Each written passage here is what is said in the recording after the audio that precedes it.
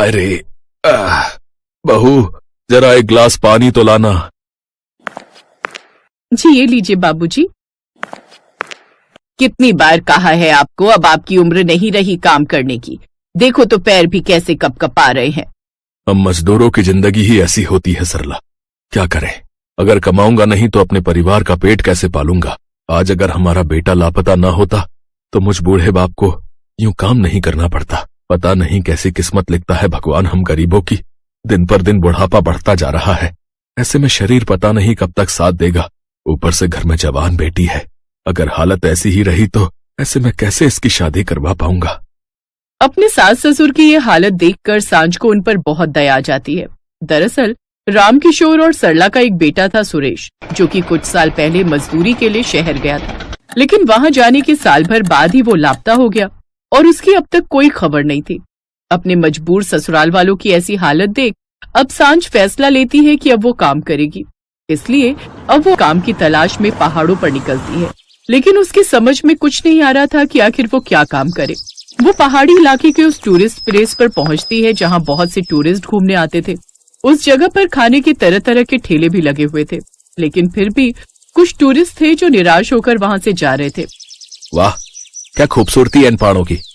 लेकिन एक बात है, यहाँ का नजारा जितना अच्छा है ना, उतनी बकवास यहाँ की मैगी है यार। न जाने कितनी बकवास मैगी बनाते हैं। बिल्कुल ठीक कहा तुमने। बस ऐसे ही फेमस हो रखे ये पहाड़ी लोग अपनी पहाड़ों वाली मैगी के नाम से।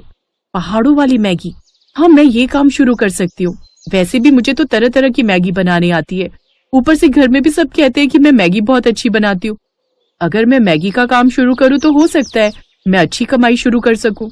घर आकर संध्या ये बात अपने सास ससुर को बताती है।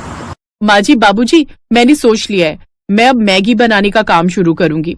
टूरिस्ट प्लेस पर आने वाले ज्यादातर टूरिस्ट पहाड़ों वाली मैगी को टेस्ट भी करना चाहते हैं, लेकिन उन्हें उनकी पसंद की मैगी मिल नहीं पाती। वैसे भी उस जगह पर मुश्किल से एक दो मैगी वाले ही हैं जो अपनी मर्जी से उनसे पैसे मांगते हैं, और मैं नहीं चाहती कि कुछ लोगों की वजह से हमारी पहाड़ों वाली मैगी बदनाम हो। और बाबूजी की हालत तो आप सब जानते हो, इस ठंड में वो बाहर जाकर काम कर नहीं पाएंगे, तो घर खर्च चलाने के लिए हमें ही कुछ करना होगा।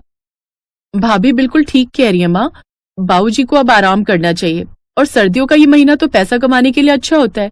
इस वक्त टूरिस्ट स्नोफॉल देखने के लिए दूर दूर से आते हैं। क्या पता भाभी का ये काम चल पड़े।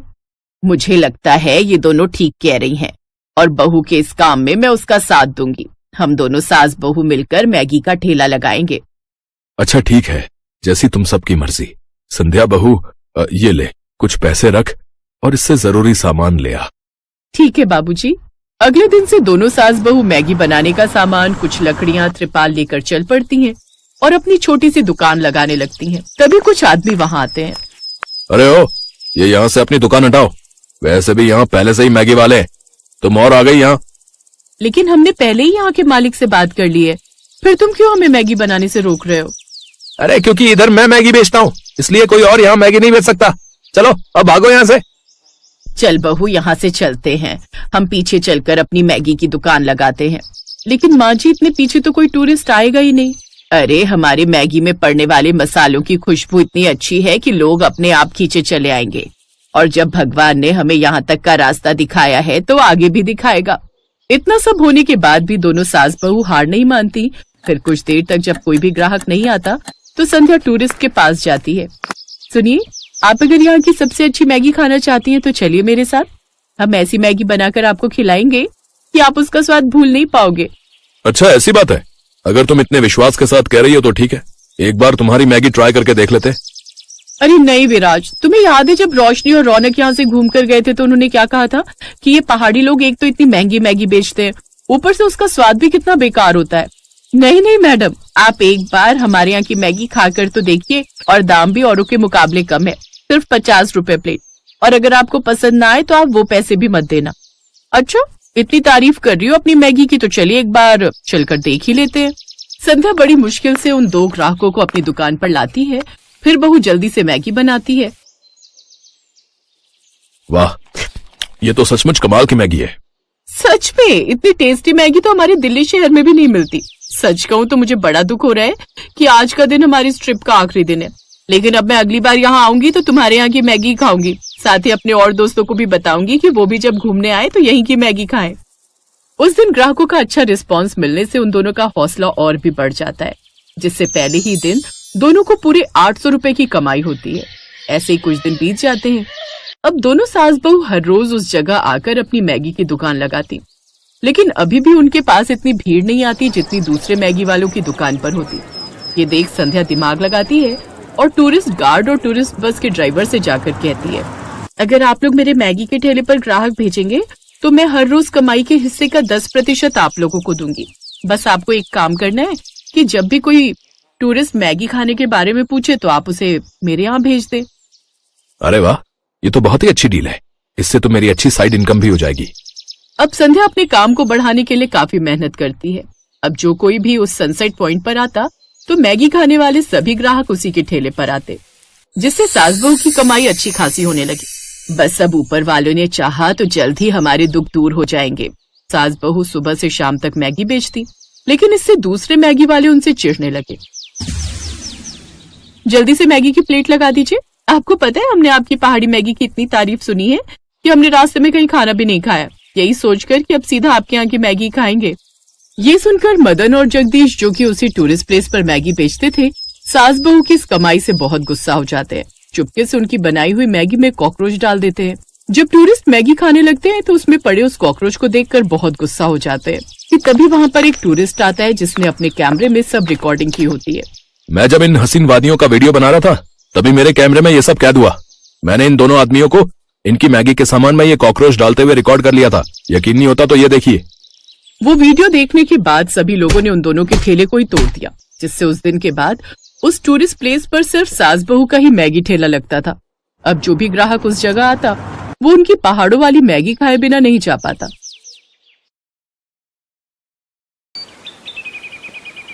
सुरेश एक चाउमीन के ठेले पर काम करता था, पर उस ठेले का मालिक सोहन लाल बहुत ही खड़ूस स्वभाव का था। सुरेश जितना मर्जी अच्छा काम कर ले, पर फिर भी उसका मालिक कभी भी उससे खुश नहीं होता था। सुरेश रोजाना सुबह 9 बजे काम पर निकल जाता था और रात को 11 बजे घर आता था। इतनी मेहनत करने के बाद भी उसका मालिक हमेशा उसे किसी न किसी बात के लिए सुनाता रहता था। क्या बात है सुरेश, इतनी देर से ग्राहक खड़े हैं और तेरे से अभी तक एक चाउमीन नहीं बनी? ऐसे काम नहीं होगा, तू तो मेरा नुकसान करवा देगा। मालिक, वो मैंने आपको कल कुछ सामान लिखवाया था, वो कम है, इसीलिए देर हो रही है। कहाँ रखा है सामान? आप दे दो, मैं जल्दी से बना दूंगा। तूने मुझे कब लिखवाया था सामान? मैंने तो कोई सामान नहीं लिखा। झूठ मत बोल, अगर तू लिखवाता तो मैं लेता हुआ आता। अरे भैया, क्या बात है, चाउमीन देनी है या हम जाएं? अरे नहीं नहीं, अभी बन जाएगी चाउमीन है, बस थोड़ी देर में मैं सामान मंगवा लेता हूँ। इतना टाइम नहीं है हमारे पास, रहने दो, हम कहीं और से खा लेंगे। हम तो तुम्हारा नाम सुनकर आए थे कि तुम्हारे ठेले की तवा चाउमीन बहुत बढ़िया बनती है। चलो भाई चलो, यहाँ रुकना बेकार है, यहाँ तो सामान ही नहीं है, चाउमीन क्या खाएंगे है। ग्राहक वहाँ से खाली ही लौट गए। सुरेश के मालिक ने सारा गुस्सा सुरेश पर निकाल दिया और गुस्से में सुरेश को चाटा लगा दिया। तेरी वजह से आज मेरे ग्राहक खाली लौट गए। मालिक, आप मेरे ऊपर हाथ मत उठाओ, वरना। क्या करेगा तू है, क्या करेगा तू बता? गरीब भिखारी, मेरे टुकड़ों पर पलने वाला, मेरे को आंखें दिखा रहा है। अरे तू नौकर है, मेरा नौकर। मैं चाहे तुझे मारूं या फिर तेरे साथ कुछ भी करूं, तुझे सब कुछ सहन करना पड़ेगा। मालिक, मुझे आपके पास नौकरी नहीं करनी, आप मेरा हिसाब कर दो, मैं नौकरी छोड़ रहा हूँ। क्या कहा? नौकरी छोड़ रहा है? अब इतनी जल्दी मैं दूसरा नौकर कहाँ से लाऊंगा? 1 रुपया भी नहीं मिलेगा। करना है तो कर, वरना बिना पगार लिए ही यहाँ से निकल जा। मालिक, आपने पिछले 2 महीने से मेरे पैसे नहीं दिए हैं, ये तो गलत बात है। मुझे जब आपके यहाँ नौकरी करनी नहीं तो आप मेरे पिछले पैसे दे दो ना।